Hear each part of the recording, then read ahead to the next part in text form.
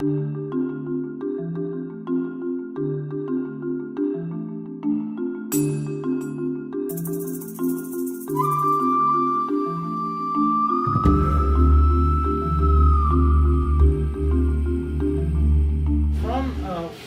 of the characteristics that really were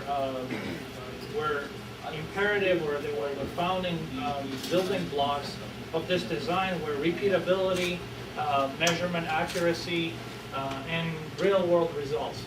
So we ran the test. It completed. It was a short run, and this is the report that was produced.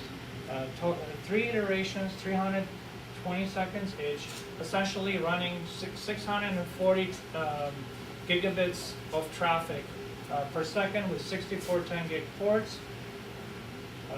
We at the 98% line rate. So the ECR numbers that produced, now this is a short run, which there's less averaging in that short run, but the ECR measured in watts per gigabit second is 9, and then the synthetic metric, the weighted ECR, is 8.81. So the Daniel presented these metrics in more detail, so I wouldn't be going into that too much, but effectively this is the report. It is, again, just to emphasize, it is very reproducible, accurate. We have power monitoring accuracy from the power system that we're getting of 0.01%. So that's very critical. And with all the averaging that happens over the course of the duration of the run, it produces very repeatable and accurate results. So you can see the actual plotting of the values over time, which is the effectively the power consumption, the energy consumption values. It's the same graph in different format. It takes the time into consideration.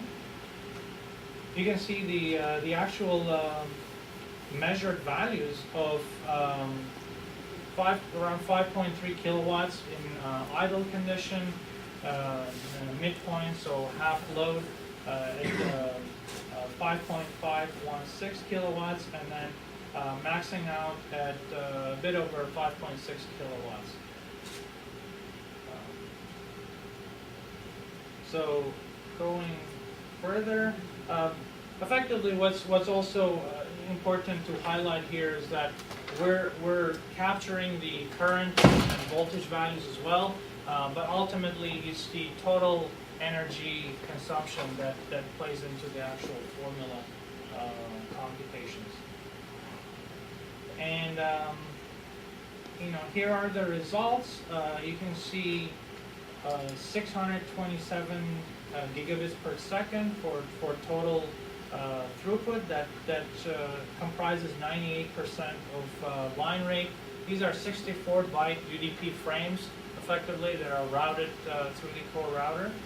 And the second run was conducted at 49% line rate with effective throughput of 313 gigabits. The voltage is minus 48 volts, which is very typical. It's very regulated, very constant for the most part in these telco data center applications. So the current really varies. The current draw is what varies. Ultimately,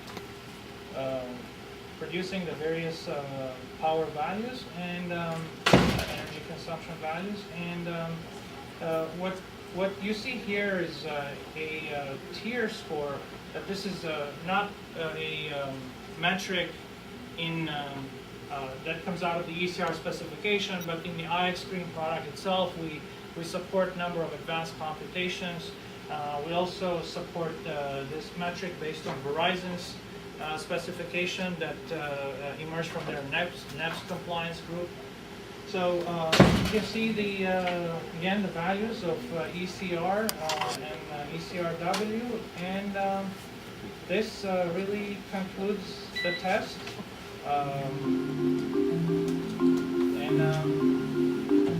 that's it.